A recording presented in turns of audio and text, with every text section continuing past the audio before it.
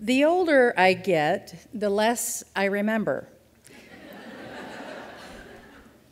This isn't a good thing, but it's a real plus when my husband and I rent a movie that both of us think we've seen, but we don't remember for sure, so we end up watching it over again and are surprised by the ending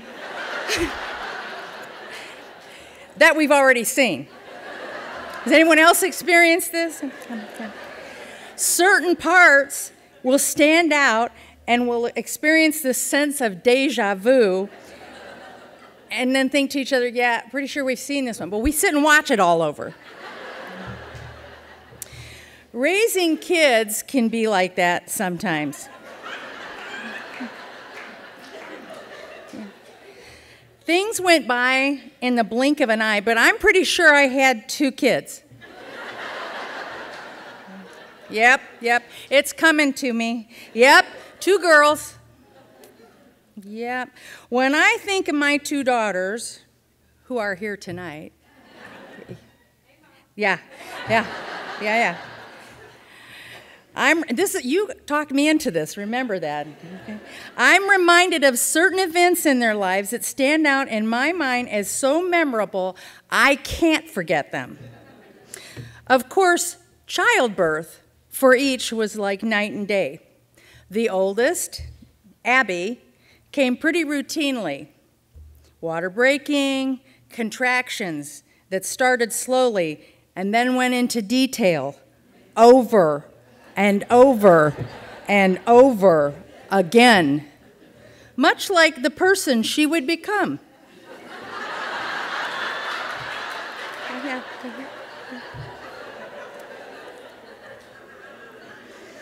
Organized, detailed, loves routine, and nothing fancy.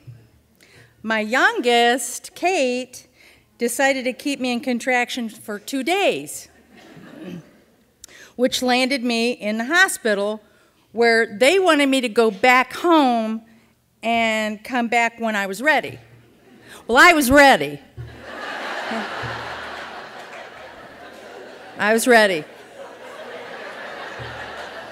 I was ready.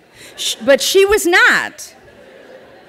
However, 45 minutes after I got there, she was ready, and she was born. Yeah. That same child turned out just as she started. Unpredictable, flashy, in the spotlight. You've seen her taking pictures up here. And fearless. As a young mother, I remember doing things with my girls that started out of silliness and ended up with being great moments of just insanity. For instance, when someone was sick or just sad, I would find the most hideous clothing and dress up as some imaginary weirdo.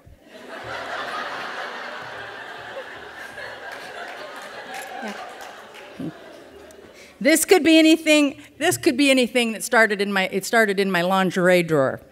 Okay? Yeah. Right. Skimpier the better.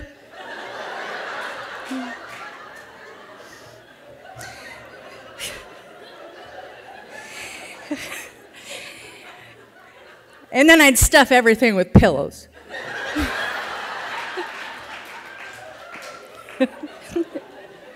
I know you got a picture, don't you? It's not good. Not good. Those are things you can't forget. So, throw on a pair of red tights, lots of jewelry, an old straw hat, and a pair of my husband's hunting boots. So I'd trudge up the stairs in this getup, get into their room, put a CD in, flop on top of them, and belt something fabulous out from Phantom of the Opera.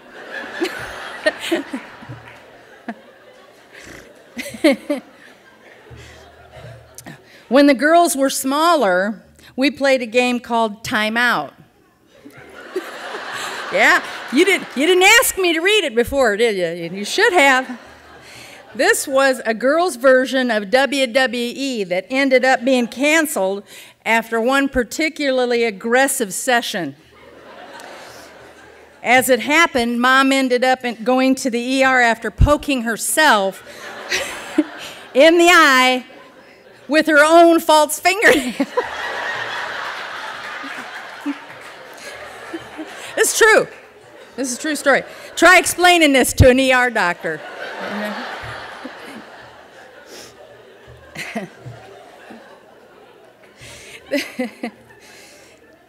There is also the Great Christmas Cookie Bake-Off. For as long as I can remember, I've baked the family famous sugar cookies, and the girls and I decorate them. One year in particular stands out when we got into a cookie fight. This involved the frosters chasing each other around with the frosted cookie to splat it on the other. And this was great until, in the end, my poor husband came into the kitchen, in the kitchen doorway shirtless, and raised his arm up and said, he says, what's going on? Splat, cookie to the armpit. It seems that any gathering with just our family ends up turning into something goofy. I recall a time we sat outside for a cookout, stuffing marshmallows into our mouth and taking turns saying chubby bunny. We laughed so hard we wet our pants. You know, it's one of the... And so, of course, with girls comes the inevitable hormones. And as each daughter crossed through the rite of passage into adulthood, my poor husband suffered the consequences. On one memorable trip in the car, he asked if anyone needed anything from Walmart. Yes, came the reply. Well, what is it? He asked. I can't tell you.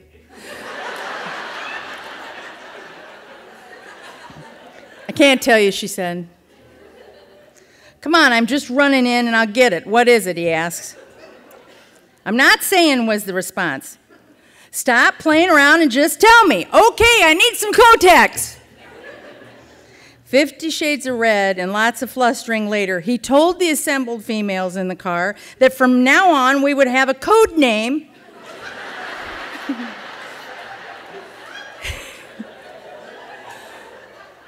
We would have a code name for this type of stuff. That's that South Side, Chicago, this type of stuff. It was going to have a code name, and it would now be called Green Bay Packers.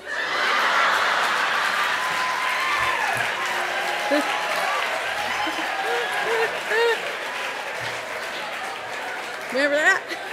Yeah. You're going to proofread next time, aren't you? As the years went by, he made so many trips to Green Bay to get Green Bay Packers supplies. He threatened to build a shed in the backyard so there would be a permanent supply. As time passed, our daughters both went to college, got their degrees, married, and moved out. Now, I have a grandson, and I get to start all over making wonderful memories with him.